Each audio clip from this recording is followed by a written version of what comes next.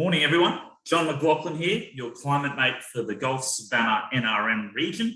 This morning, I just wanted to quickly run you through a new program that's available to help you with your seasonal climate forecasting information. So what we're going to do is go into climate services for agriculture. We're going to visit this site. As you can see, it's an Australian government site that's developed for your use as graziers. We're going to come down here to please explore the CSA prototype. And as you can see, I've already had to play around on this and I've got Mount Surprise, but to mix things up a little, let me put in Georgetown, click on your address, whichever township you're closest to.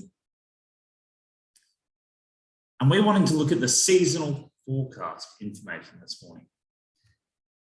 And on your screen for you, we get a really good summary of what's coming up and what we might expect in the months ahead.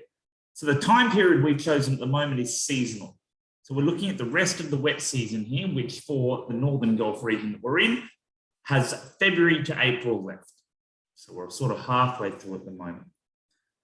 And as you can see, these three circles indicate our likelihood of receiving certain amounts of rainfall. And at the moment, between February and April, there's a high percent, so 75% likelihood that we will receive 288 millimetres in Georgetown. There's a medium likelihood, so 50% likelihood that we'll receive 386 millimetres, and a low likelihood, 25%, that we'll receive 510 millimetres. And these numbers are coming from the seasonal climate forecasting information that we have at the moment with our various modelling and forecasting systems. If we come down and we scroll down slightly, we can see this detailed rainfall information in a higher level of detail. So we have a 4% chance of getting 700 mils in this February to April period. We have a 45% chance of getting 400 millimetres, an 85% chance of 250 mils, and a 100% chance of 100 millimetres. And so if you're looking outside and you've got an idea in your head of exactly how much rainfall you need between now and the end of April, this should give you an idea of what the likelihood is of various outcomes. On your right, we have some historical information. So our median rainfall in this period is around 318 millimetres. So the median likelihood here is demonstrating that we should exceed that. And we've got a high likelihood of getting close to that at 290 millimetres. Last year, you can see in this same period, we received almost 400 millimetres, which showed how much rainfall we actually received last year, which was well above our median rainfall.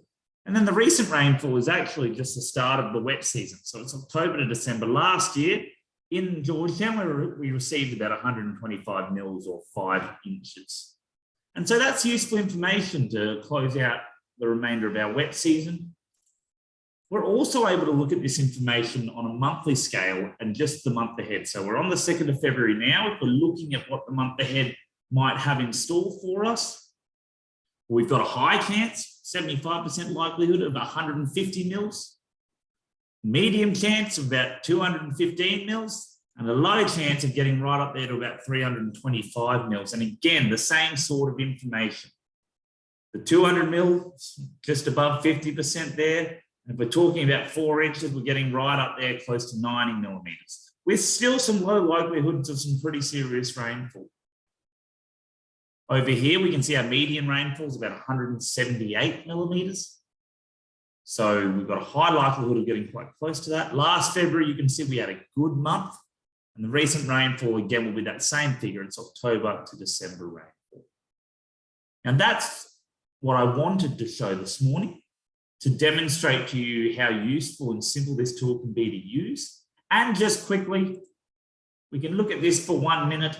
This is looking at past and future climates, given the models and information we have at hand in terms of how the climate variability is shifting within our region.